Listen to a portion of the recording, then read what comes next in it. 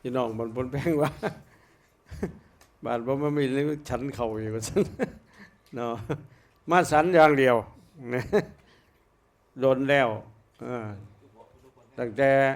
เฒ่ามานี่ย่างบ่ฮอดขาบ่ค่อยดีช่วงนั้นมันปวดกระดูกทับเส้นย่างมาฮอดบ้านย่างมาบิณฑบาตแล้วย่างเมื่อที่บ่ฮอดได้บัดนี้ขามันซ่าแล้วก็ได้ลากขาเมื่อก็เลยเศร้ามาบิณฑบาตบ่ได้ฉันก็บ่ฉันว่าซั่นบ่ให้ฉันก็บ่ฉันก็ได้ดอกว่ามรณภาพแล้วก็แล้วแต่ว่าเนาะก็เลยบ่ได้ไปบิณฑบาตบ้านแสนสุขก็บ่ได้ไปบ้านพ้นแพงเฮาก็บ่ได้มาอยู่แต่วัดกันมีเวียกเฮ็ดก๊อกๆแก๊กๆอยู่หั่นล่ะแล้วก็คันมันปวดมันเจ็บมาก็เศร้าก็ดูแลว่ามันสิมรณภาพมื้อใดก็บ่ทันได้มรณภาพพี่น้องว่าบางคนว่าบ่แม่นมรณภาพบ่เห็นมาจักเทื่อว่าซั่นยังอยู่ยังบ่ทันไปง่ายปานใดดอกเว้ยเห็นว่าก็ได้เนาะยังหายใจได้อยู่แม่นบ่พยอดแต่ว่าก็ย่ำมีงานมีหยังก็มาอยู่แต่ว่าคันมาบิณฑบาตก็บ่ค่อยได้มาช่วงนี้ก็แล้วบุญปีใหม่แล้วบ้านเฮาก็ปีได้โชคดีหลวงตาเพิ่นเมตตาว่าให้ครูบาอาจารย์อยู่บนเบิกบ้านพ้นแพงแล้วซะก่อนจักเดินทางขึ้นเมืองนครพนมมาซั่นปู่ไทยก็เลยบ่ทันได้ไปเฝ้าได้บ่ทันไปทางสิเครียดบ่ไปซ้ำบ่จักไปคือเก่าน่ะทีมงานเตรียมแล้วอย่ามื้ออื่นจังหันแล้วก็สิเดินทางขึ้นเมื่อนครพนมศรีสงครามงานเผยแผ่บุญปฏิบัติธรรมเข้าปริวาสกรรมคือกันกับอยู่วัดเฮานี่ล่ะ9 มื้อ 9 คืนก็แล้วก็เลิกลาพาจากกันไปจากบัดศรีสงครามทาบอแล้วเพิ่นก็สิเดินทะลุดงซะในบัดนี้แต่แถวนั้นบ่มีดงมีแต่ถ้ำเพิ่นก็สิเลาะไปตามถ้ำแม่น้ำศรีสงครามแล้วเพิ่นขอกบ้านขามเปียรัดอันใส่บ้านออกบ้านขามเปียแล้วก็สิไปหน้าเพียงใส่เจริญบกมาค้ำให้ไล่ก็มาหาดแพ่งตัวอ้อมลองคลองมันน้ำแม่น้ำศรีสงครามแหละขันลงทางกับว่นอยู่น้ำศรีสงครามมันล่ะบ่อึดน้ำกินหรอกปลาก็บ่อึดนะบางเทื่อก็หลงทางนี่เจ้าของบ้านก็หลงทางพาลัดไปลัดโคกบ่หลงโคกบ้านนี่บ่ไปดูเนาะเพิ่นก็สิไปธรรมญาตราต่อจากบ้านทาบอแล้วก็สิไปบ้านขามเปียก็เลาะบกเข้ามาหาบ้านหัดแพงก็มาจัดงานอยู่บ้านหาดแพงอีก9 มื้อ 9 คืนออกจากหาดแพงแล้วก็มาปฏิรูปอีกก็9 มื้อ 9 คืนออกจากบ้านปฏิรูปมาพนมทงอีก9 มื้อ 9 คืนพุทธละกลางเดือนมีนาจังสิได้อวยมาคันพี่น้องผู้ใดบ่เห็นจันทร์สมุทัยเพิ่นมาบิณฑบาตก็อย่าเฝ้าคิดว่าเพิ่นเป็นหยังเด้อเพิ่นไปเผยแผ่ให้พี่น้องก็อนุโมทนาสาธุนำครูบาอาจารย์ผู้เพิ่นออกไปเผยแผ่ภาคฤดูหนาวแต่ว่าไปพุ่นไข่อยู่ดอกเพิ่นคือสิบ่หนาวมันใกล้น้ำอยู่ฟังแม่น้ำศรีสงครามแต่ว่าบ้านเฮาปีนี้ก็ไข่แน่อยู่เด้เนาะแม่นอยู่บ่หนาวอยู่บ่พะยอดบ่หนาวเนาะเพราะได้ตุ่มผ้าเนี่ยเนาะอาตมาก็ว่าบ่หนาวเลยอยู่ในวัดมันเย็นกว่านี้เด้บัดออกมาข้างนอกปุ๊บเอ้าอากาศคือเปลี่ยนแปลงบัดนี้ร้อนเอาเลยว่าเริ่มเอาเลยแต่ว่าเย็นแน่ตอนดึกๆน้ำหมอกแต่ว่าอาตมาว่า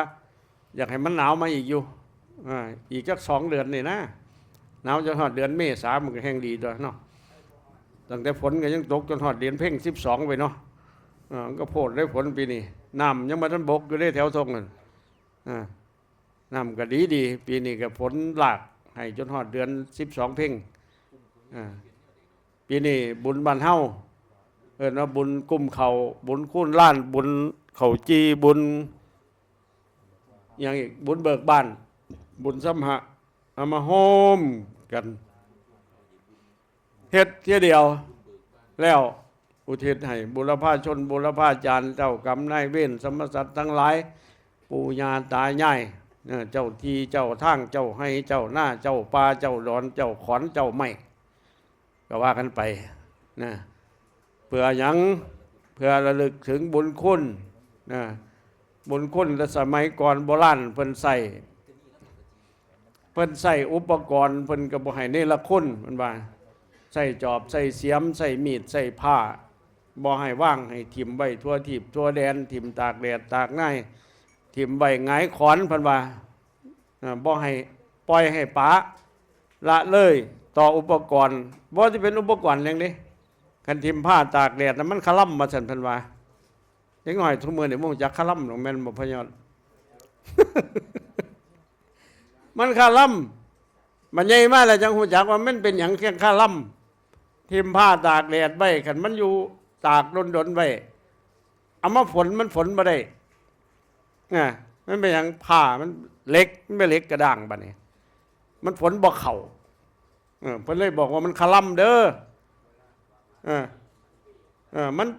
เอามาใส่มาฝนก็สิฝนได้บัดนี้ก็สิฝนให้มันคมมันอย่างฝนแล้วมันก็บ่คมคือเก่าได้บัดเล็กมันขึ้นเพิ่นว่ามันตากแดดหลายมันคมร้อนมันจัดบัดนี้เล็กมันขึ้นสภาพจากที่คุบเพิ่นสุบคมมาให้ดีๆแล้วมันก่าดีแล้วมาตากแดดบัดนี้เล็กมันขึ้นสภาพกลายเป็นเล็กกระด้างผู้เฒ่าเพิ่นว่าเอาฝนก็บ่ก็อยากคมแล้วฟันไปแน่กะเป้ล่ะนี่อันนี้มาความคล่ำของโบราณเป็นว่าให้กตัญญูกตเวทีบอกยังไงว่าก็คือเพิ่นสอนธรรมะให้ลูกให้หลานมีธรรมะมีความกตัญญูกตเวทีต่อแผ่นดินที่เฮาอยู่อาศัยเฮ็ดอยู่เฮ็ดกินเฮ็ดหัวเฮ็ดสวนปลูกข้าวปลูกกล้าทำให้ทำหน้าปลูกหยังลงก็อาศัยแผ่นดินแม้แต่เฮือนที่เฮาอยู่ก็อาศัยแผ่นดินเพราะนั้นเวลาทำบุญมันยังอุทิศส่วนบุญส่วนกุศลให้แม่นางธรณีนำนอกจากนั้นก็คิดเห็นคุณหยังคิดเห็นคุณของเขาของกาที่เฮาปักเฮาดำแล้วเพิ่นออกห่วงมาให้เฮาได้อยู่ได้กินแล้วก็บ่ให้ลืมบุญลืมคุณบางครั้งบางคราวอาจสิทุบสิตีสิเหยียบสิย่ำด้วยความพังเผลอด้วยการขาดสติไปก็มีเพิ่นก็ให้บ่ให้ลืมบุญลืมคุณให้ขอขมาลาโทษ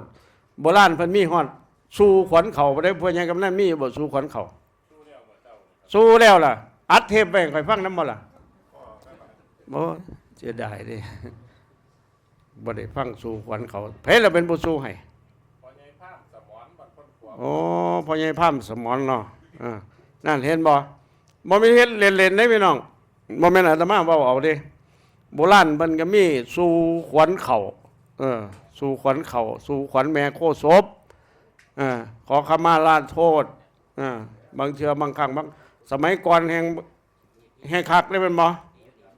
สมัยทุกมื้อนี้สมัยก่อนก็คือ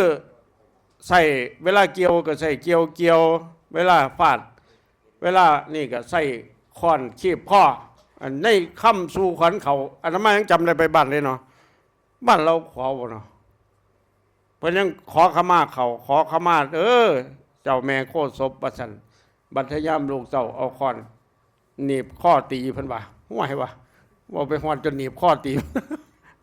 ขึ้นพอเลยว่าย่ำฟาดเขานะแม่นบอกพยอดเอาค้อนหนีบข้อตีว่าท่านมันก็แม่นอีหลีนอนตะกี้เนาะไม่ค้อนตีเขาคีบกับรวดฮัดเขาฮัดดังแอดพุ่นได้แหละเสือกมันแม่นบ่ฮัดเขาจนมีดจนข้อเขาดังแอดฟาดเลยบ่มีหลุดวันเถาะตีสิตังไม่แป้นปีกยางดีเป็นบ่บ้านนี้เพิ่นเวลานั้นเพิ่นเฮ็ดบุญมันก็มาขอขมาซั่นนี่สู่ขวัญเขาขอขมาแม่โคศพอันนี้เพิ่นเป็นหยังเฮ็ดเพื่อให้ลูกหลานได้ฮู้จักความกตัญญูกตเวที ต่อสิ่งที่มีอุปการะคุณเช่นแผ่นดินเช่นข้าวปลาอาหารของใส่ของซอยทุกอย่างเสื้อผ้าหน้าแพร่มุนละ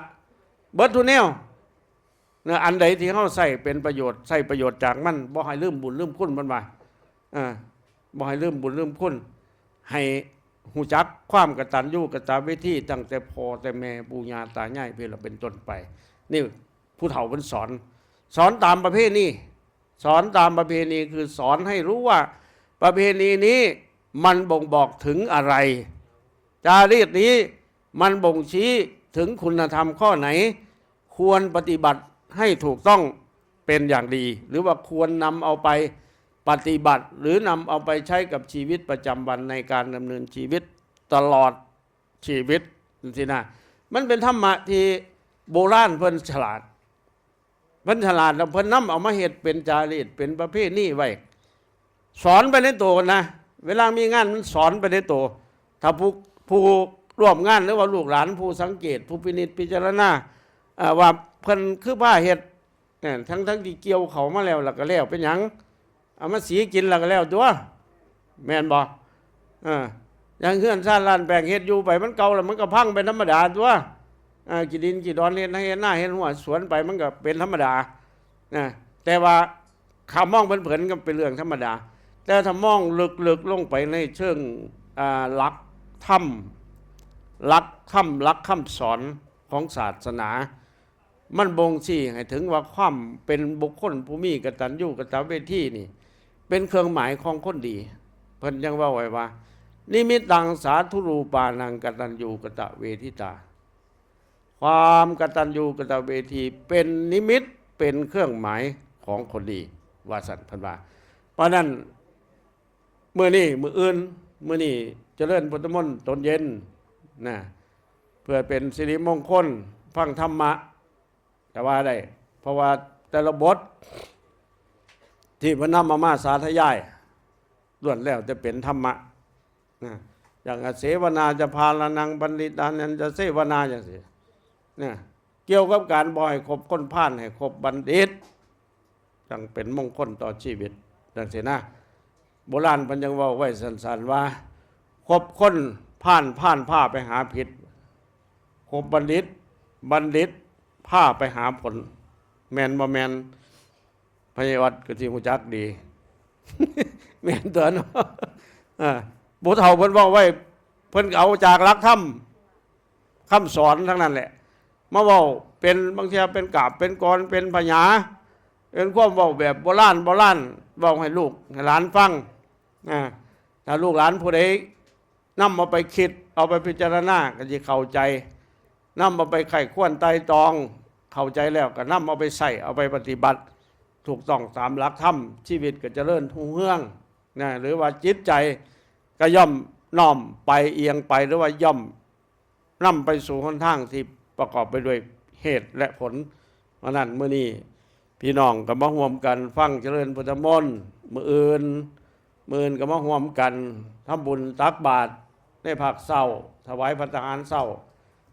กินข้าวกินน้ำแล้วซอยกันเก็บสิ่งเก็บของหลังสวยหลังซ้ำเมียนมัดอันทีแล้วขันบ่แล้วหรือสิมีแนวงั้นอยู่บ่มื้อแรง บ่มีหรอกติเอาพระสงฆ์เนี่ยละงั้นแล้วก็แล้วเนาะมื้อนี้เอาพระมาสวด สวดมนต์หรือเจริญพุทธมนต์แล้วก็ถือว่าบนครบวงจรในขณะที่เฮาฟังเฮาก็ภาวนาไปนำนั่น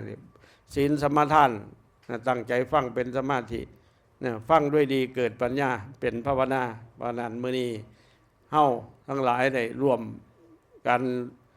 จารึกหรือว่าร่วมกัน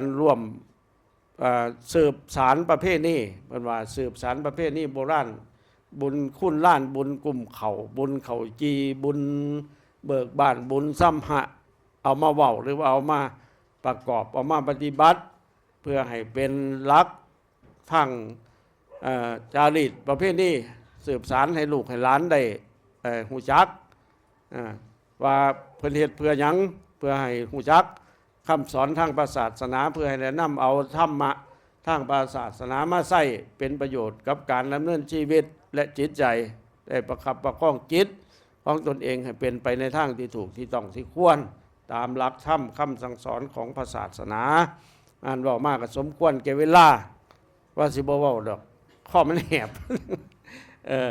ก็เลยบอกหน่อยหนึงเนาะอยู่ดีมีแห้งสู้กายสู้ใจสู้คู่สู้คนเด้อรับพรย่อๆมืออื่นจะเราเงา สัพพะโรคาเวนิโมโตสัมปสันตามภวันอิโตสัมภเว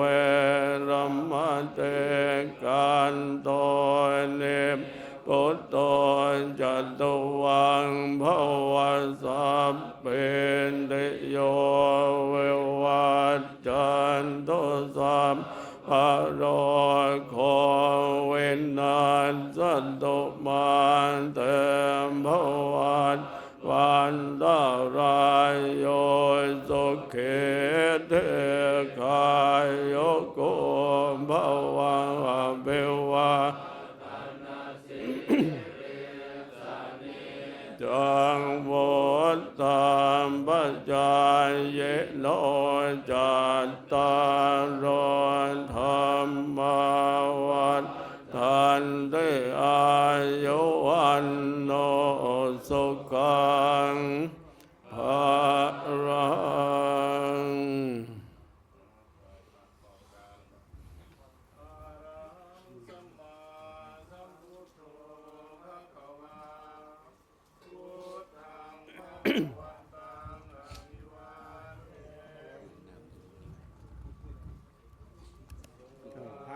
นี่หลายไปบอกกำนันเด้อที่เสียงเขาบอกเดี๋ยวเราประกาศเลยเดี๋ยวเราประกาศที่เสียงบอกที่จะประตูถึงที่วันเสาร์เฮ้ยที่บ้านวันเสาร์กับมาเบิ่งกันพระเขาของเขาเด้อแทนเขาจะปรมาจารย์มาจะจริงเนี่ยเนี่ยทราบไปครับทราบไปเนี่ยเป็นตัวอย่างแล้วนั